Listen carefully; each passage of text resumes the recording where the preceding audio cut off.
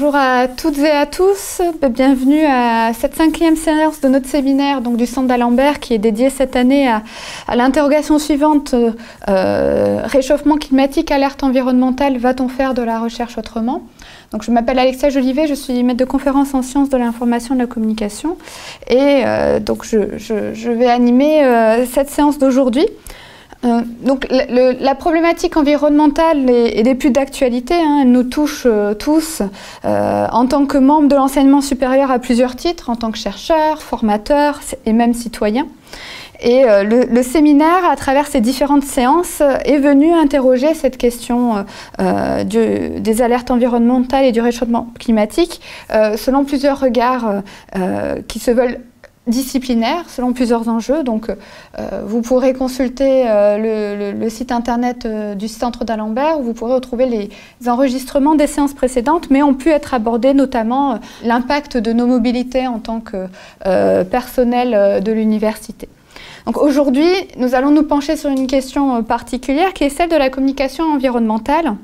Et dans le contexte que nous connaissons tous, cette communication environnementale, elle revêt une importance stratégique et elle peut prendre plusieurs facettes. Elle peut être une communication accompagnatrice, une communication qui va servir à plus sensibiliser, à éclairer, à instruire, mais aussi à orienter. C'est ce que l'on verra au travers de cette séance. Comment l'université, en tant qu'acteur clé de production et de diffusion des connaissances, s'intègre-t-elle justement dans ce jeu de discours autour de l'environnement? Et comment, de manière plus générale et peut-être de manière plus simple, comment parle-t-on de l'environnement à l'université? Donc on aura une vision peut-être discursive de ce qu'est la communication environnementale, mais aussi active, puisqu'on mettra évidemment en perspective les paroles par rapport aux actes. Et pour répondre à ce questionnement, nous aurons deux interventions, donc nous aborderons ce point à deux niveaux.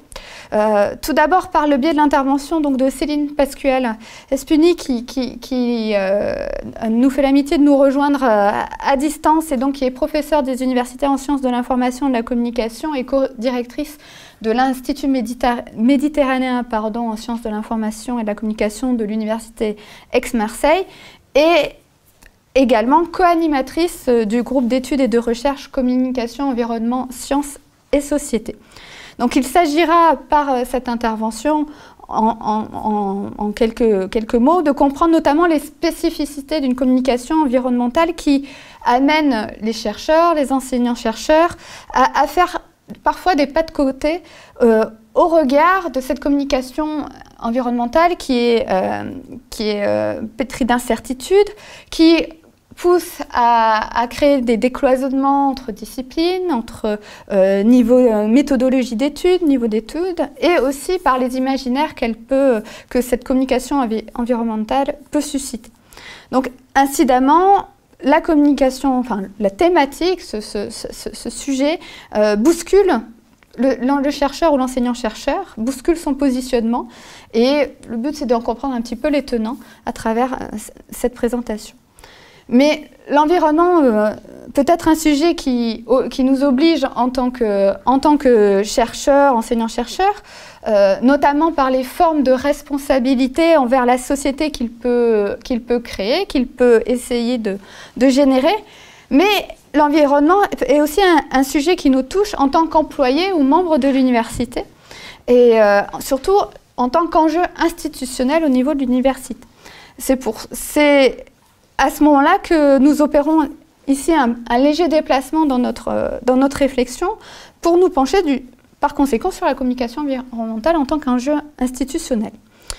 Et pour cela, donc, il s'agira notamment de comprendre comment on peut parler de l'environnement en interne, cette fois-ci, au sein de l'université, et de comprendre le continuum qui peut s'établir ou pas entre une communication environnementale qui devient à la fois un outil de communication pour l'université vis-à-vis de l'extérieur, mais aussi un outil de mobilisation en interne vis-à-vis des membres de l'université. Pour réfléchir sur ce sujet, donc nous entendrons Jean-Francis Horry, que nous remercions également d'être présent aujourd'hui, qui est maître de conférence en sciences de gestion à l'Université de Reims et Champagne-Ardenne, et notamment qui occupe également la fonction d'expert pour l'Agence universitaire de la francophonie sur le pilotage justement de la responsabilité sociale des universités. Donc son intervention se consacrera plutôt sur les défis de la problématique environnementale au niveau institutionnel et avec quelles questions, quelle pratique de pilotage peut être menée et si on parle un peu aussi de communication, donc quel affichage pour quel pilotage.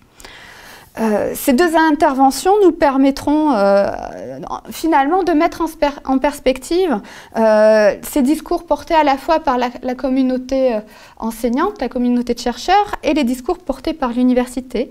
Et il s'agira pour nous d'en comprendre les appuis réciproques, mais aussi les jonctions, les disjonctions et peut-être parfois les décalages.